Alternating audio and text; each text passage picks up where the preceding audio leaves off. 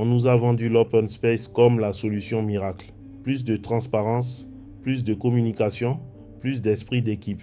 Sauf que la réalité, elle est un peu plus compliquée que ça. Parce qu'un open space mal pensé, c'est un aquarium. Tout le monde se voit, tout le monde s'entend. Personne n'a son coin à soi. Et l'énergie, elle n'a nulle part où se poser. Elle tourne en rond, elle se cogne contre les murs, elle se mélange entre tout le monde. Les signes, tu les connais peut-être. Des gens qui n'arrivent plus à se concentrer même quand c'est silencieux. Des petits conflits qui éclatent pour 3 fois rien. Une fatigue bizarre en fin de journée, même quand la charge de travail n'était pas énorme.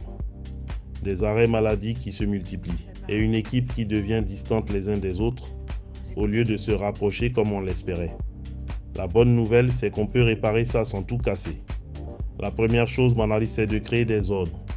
Pas des murs, pas des cloisons, mais des séparations visuelles douces, des plantes un peu hautes, des claustras légers, des tapis pour marquer des espaces, des couleurs au sol qui délimitent. Le cerveau a besoin de ces frontières pour pouvoir se poser quelque part. Ensuite, il faut une zone de respiration, un endroit sans écran, où ton équipe peut s'asseoir 5 minutes, boire un café, échanger autrement qu'à travers un ordinateur. Cette zone-là, elle vaut de l'or.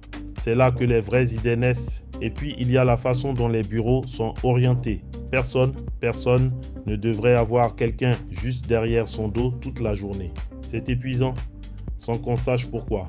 On sent un regard qu'on ne voit pas et le cerveau reste en alerte toute la journée. Ton équipe, elle n'a pas besoin d'un énième séminaire de team building, elle a besoin d'un espace qui la respecte. Et ça commence par la disposition de ses bureaux. Si tu veux comprendre ce que ton bureau transmet vraiment à ton équipe, j'ai un diagnostic gratuit de 2 minutes. Le lien est dans ma bio.